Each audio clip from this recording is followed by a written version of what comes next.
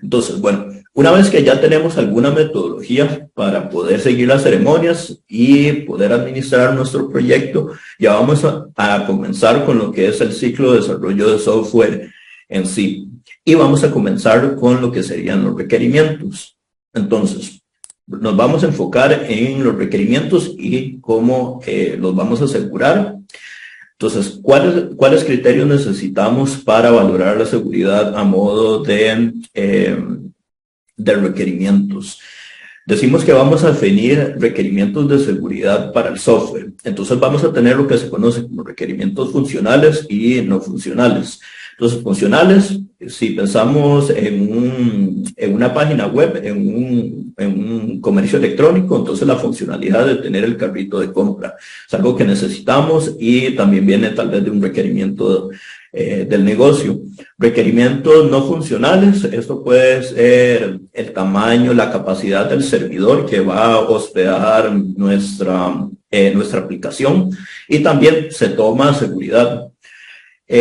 Los requerimientos de seguridad es diferente a procedimientos de seguridad. A lo que me refiero es que no es lo mismo un software seguro que tener features de seguridad o funcionalidades de seguridad. Vamos a tener lo que es la autentificación, la autorización. Entonces, la autentificación generalmente utilizamos cosas como nuestras redes sociales, Google, Facebook, X, simplemente para ingresar a un sistema. Entonces ya hay un requerimiento en sí. Entonces vamos a encontrar esas dos partes de los requerimientos. Luego puede haber requisitos a nivel de conformidad. Eso quiere decir si a nivel legal o de regulación tenemos algo que incluir en nuestro proyecto. Puede ser, bueno, una entidad reguladora, algo a modo, desde el punto de vista legal, algo específico de las industrias o específico de la compañía en sí. Entonces, si la compañía definió ciertos protocolos o ciertos lineamientos que tiene que seguir, entonces esos requisitos nosotros los tenemos que incluir. Lo que pasa también, bueno, en la parte de la industria, si tenemos un comercio electrónico, tramitamos tarjetas de crédito, entonces tenemos que seguir lo que sería el PCI, que es un estándar que tienen que seguir las instituciones que procesan tarjetas de crédito. Entonces hay un lineamiento que se debe seguir para poder cumplir con esta certificación. Entonces tenemos que tener en cuenta si hay algo legal y que tenemos que incluirlo de una vez en nuestros requerimientos.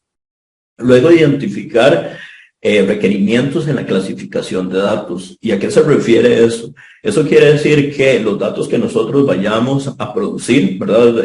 Compras de los clientes, bitácoras también. Entonces, ¿cómo lo vamos a manejar? ¿Quién va a ser el responsable de los datos? ¿Verdad? ¿Qué pasa si hubo algún problema y esos datos se expusieron públicamente? Entonces, ¿quién va a ser la persona que vaya a dar la cara? ¿Cómo vamos a etiquetar los datos? Si son datos sensibles o públicos, datos que se pueden compartir.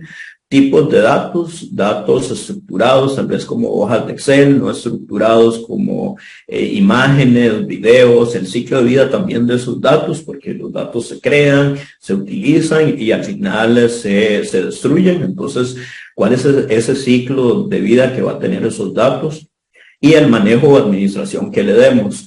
Si estamos recolectando información como dónde vive la persona, todo este tipo de características relacionadas con un individuo se pueden manejar como información privada. Entonces, ¿cuál es ese requerimiento que nosotros le vamos a dar? Realmente son cosas que podemos ir metiendo poco a poco, pero es bueno tenerlos identificados de una vez. Bueno, requerimientos también con respecto a la privacidad. ¿Cómo es que vamos a recolectar la información? Si vamos a recolectar anonimato, entonces mantener cierto perfil anónimo, bueno, mantener que los datos sean anónimos, entonces que las personas no los puedan identificar. También con respecto a los derechos del usuario, sus preferencias, todos esos datos se están guardando, ya sea para poder analizarlos después y poder hacer otra cosa con ellos. Entonces tenemos que notificar a los usuarios. Y todo eso lo tenemos que ir entonces capturando. Bueno, la retención de datos, aquí no es muy común, pero digamos, Estados Unidos hay leyes también que nos dicen tal vez que tenemos que retener los datos por 10 años. Y ya requerimientos también del país. Si nosotros tenemos nuestro sistema o nuestro servidor en Estados Unidos, entonces cuáles son los requerimientos del país o de la región. Entonces, son cosas que tenemos que ir definiendo y teniendo claro. Definir el provisionamiento de los datos. Entonces, bueno, si creo una base de datos, ¿quién va a tener acceso a esa base de datos? ¿Cuáles son los usuarios que pueden accesar? Si tenemos algún otro servicio, ¿cómo vamos a crear una cuenta únicamente para ese servicio? Y en el caso de nosotros perder acceso a los datos, hay un proceso de reprobación. Entonces, idealmente, vamos a poder desarrollar una matriz de trazabilidad de los requerimientos. También es bueno definir requerimientos a nivel de proveedores. Entonces, bueno, si nosotros estamos comprando un software de terceros, entonces idealmente saber que ellos siguen buenas prácticas con respecto a la seguridad. Y también, bueno, el desarrollo de casos de abuso y de mal uso. Un ejemplo de esto puede ser un cupón. Generamos una funcionalidad para regalar cupones. Entonces, en teoría, un cupón por una persona, pero una persona se puede dar cuenta que puede generar varios cupones y puede, en este caso, abusar del servicio.